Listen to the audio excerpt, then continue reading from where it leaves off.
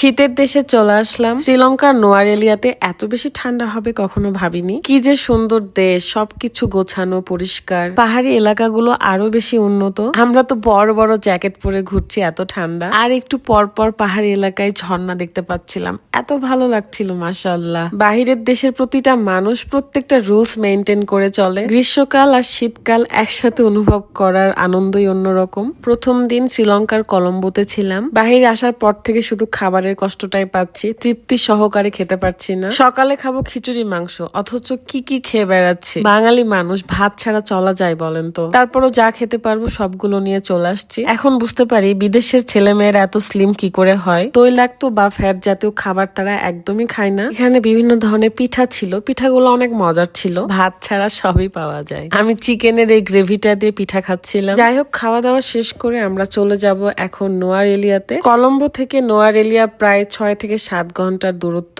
যাওয়ার আগে ভাবলাম যে গ্র্যান্ডবেল হোটেলের টপ ফ্লোরে একটু ঘুরে আসি। এটাই হলো শ্রীলঙ্কার রাজধানী কলম্বো। সাগরের পাশে রেল লাইন, তার পাশে রোড। সাগরের ঢেউগুলো উপচে উপচে এসে পড়ে রাস্তার উপর। খুবই সুন্দর একটা পরিবেশ মাশাআল্লাহ। এখান থেকে চলে যাব নোয়ারেলিয়াতে, 7 ঘন্টার জার্নি। যাওয়ার পথে কলম্বো সিটিটা খুব ভালো করে দেখছিলাম। আর এইটা হলো লোটাস টাওয়ার। রাতের বেলায় বেশি সুন্দর লাগে, অনেক সুন্দর লাইটিং জ্বলে থাকে। এখানে আমাকে একদমই পাগলি লাগছে, কারণ ঘুমিয়ে গিয়েছিলাম। ঘুম থেকে উঠে দেখি পাহাড়ে আসছি, আর পাহাড়ে মেঘগুলো ভেসে বেড়াচ্ছে। অলরেডি ঠান্ডা লাগা শুরু হয়ে গেছে। যদিও বা শ্রীলঙ্কার টিকিট কাটার সময় আমরা জানতাম যে আমরা ঠান্ডা লাগবে এরকম জায়গায় যাব, তারপরেও আমি কোনো জ্যাকেট নিয়ে নাই, কিন্তু রাত নিয়েছিল। আমরা রাস্তার এক জায়গায় দাঁড়িয়েছিলাম একটু ভিডিও আর ছবি তোলার জন্য, কারণ জায়গাটা অনেক বেশি সুন্দর ছিল। এখান থেকে আরো 1.5 ঘন্টা সময় লাগবে আমরা যেখানে যাব।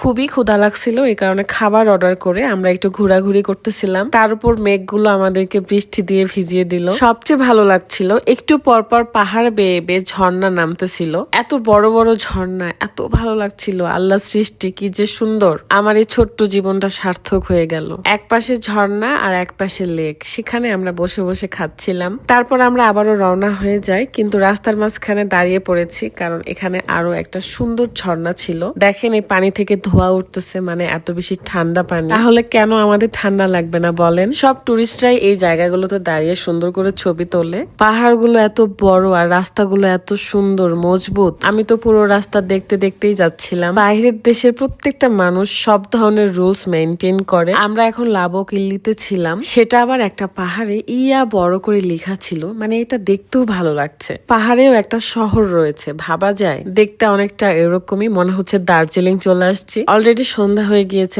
অনেক বেশি ঠান্ডা লাগছে।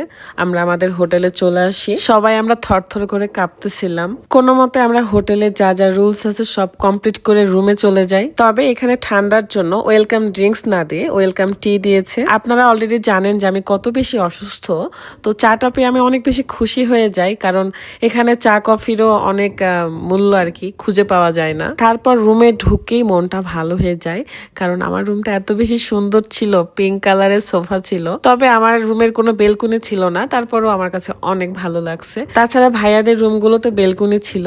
এত সুন্দর রুম, কিন্তু এত ঠান্ডা ছিল, তাই আমরা রুম হিটার চালু করে রাখছিলাম। এবং আমরা এখনই বাহিরে যাব কিছু কেনাকাটা করতে এবং খাওয়া দাওয়া করতে। প্রচন্ড ঠান্ডা লাগতেছে। আমরা মেয়েরা কোনো শীতের পোশাকে নিয়ে আসি নাই, ছেলেরা যার যার মতো করে নিয়ে আসছিল। তারপরেও সবাই কেনাকাটা করছে। আমি আর মুস্তারিন একই রকমের জ্যাকেট নিয়েছি। অবশেষে আমাদের ঠান্ডা একটু কমছে। কি অবস্থা দেখেন, সবাই শীতের পোশাক পরে ঘোরাঘুরি করতেছি। একই সময় শীতকাল এবং গ্রীষ্মকালের অনুভব পাওয়াটা খুবই ভাগ্যের বিষয়, এন্ড এটা খুবই আনন্দের আমার কাছে। ব্রিটিশ আমলের একটা গাড়ি পেয়েছি, খুবই সুন্দর লাগতেছিল গাড়িটা, তাই তার সাথে একটা ছবিও তুলে নিলাম। আমার মেয়ের জন্য আমি এই টুপিটা নিয়েছি আর কি, খুবই সুন্দর। এটা পুক করে আওয়াজ হয়, লাইটিংও হচ্ছে। যদিও বা এটা আমি বাংলা টাকায় নিয়েছি, কারণ আমার কাছে কোনো রুপিয়া ছিল না, আর রাতও এখানে ছিল না। তারপরে পেট ভরে খাইতে চলে যাই রেস্টুরেন্টে। এখানে এসে কেউ খিচুড়ি কেউ ভাত, সেগুলো খাওয়া দাওয়া করলাম। তারপরে রুমে চলে আসি। সবাই এত বেশি ক্ষুধার্ত ছিলাম, খাওয়া ছাড়া কেউ কারো দিকে তাকায়নি। শ্রীলঙ্কার নোয়ারেলিয়াতে এসে কেমন আনন্দ করলাম, কোথায় কোথায় ঘুরলাম, সেটা তো নেক্সট ব্লগে দেখিয়ে দিব। আজকের মতো বিদায় নিচ্ছি। সবাই ভালো থাকবেন। আল্লাহ হাফেজ।